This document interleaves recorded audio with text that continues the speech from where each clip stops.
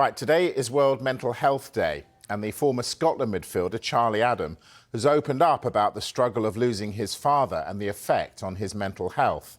In an extended feature with Juliet Farrington, Adam, who is now the manager of Fleetwood Town, is hoping his story can help others facing similar difficulties.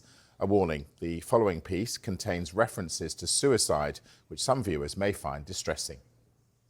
Charlie, just going back to when we spoke before, a long, long time ago, you just lost your father and he'd taken his own life. Can you go back to that time and articulate how you felt?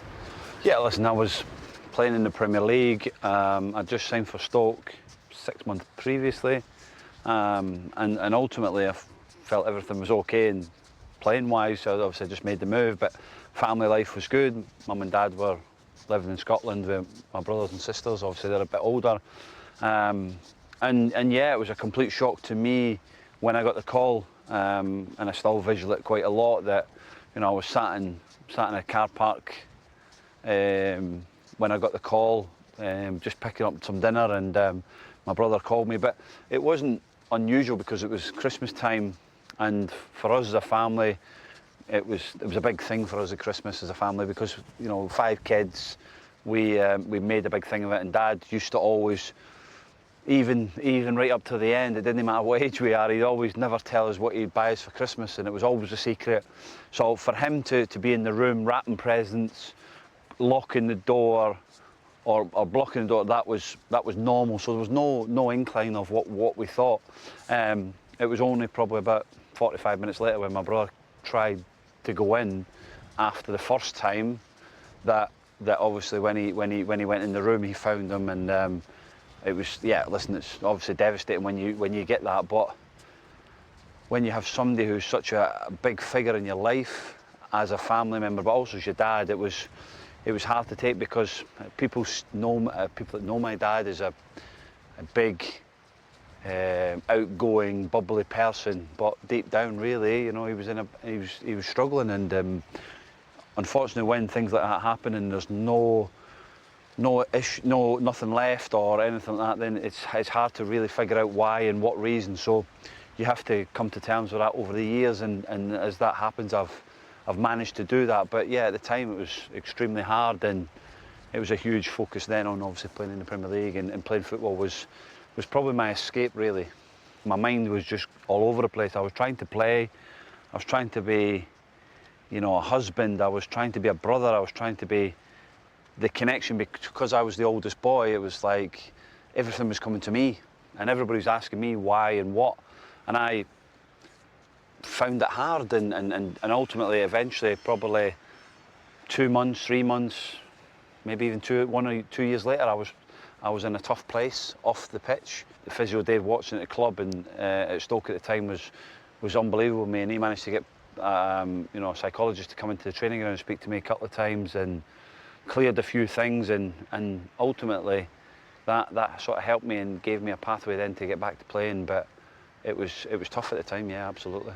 Things have gone on in my life and my journey that people don't know, and that's why I'm here, that I want to be able to speak about it and help players or people that are struggling, because it's important that we do speak out. And like I say, now, before, everybody said if you spoke out it'd be a bit of a sign of weakness. Now it's a sign of strength for people within the game, and we're in a very fortunate position now as the manager of a football club, and being through that experience, definitely taking that into my management.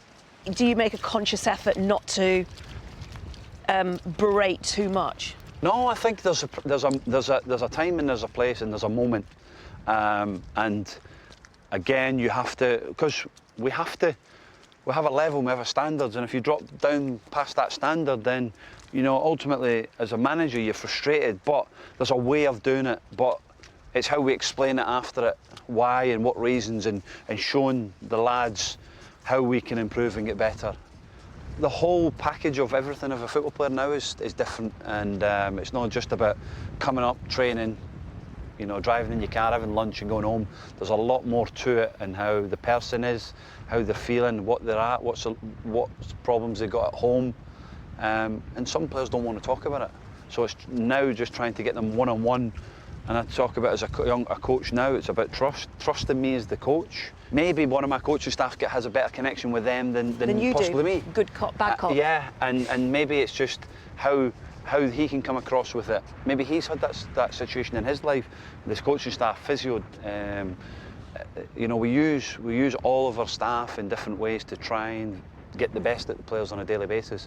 Having lunch, just walking across the pitch, you maybe get a better conversation than you do just sat in the office where you're in the manager's office.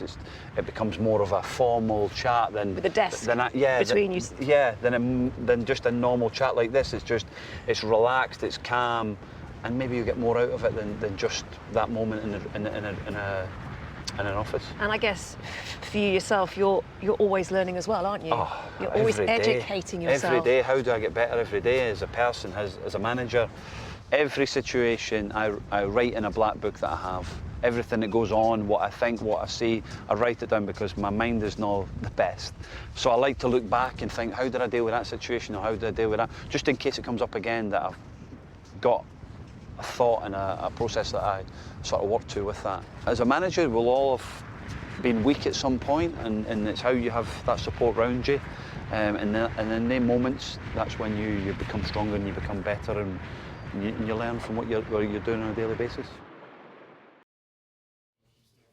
Very open and candid Charlie Adam with Juliet Farrington there. Now, if you've been affected by any of the themes raised or you wish to find out more information, please visit sky.com/viewer support, where a range of help is available.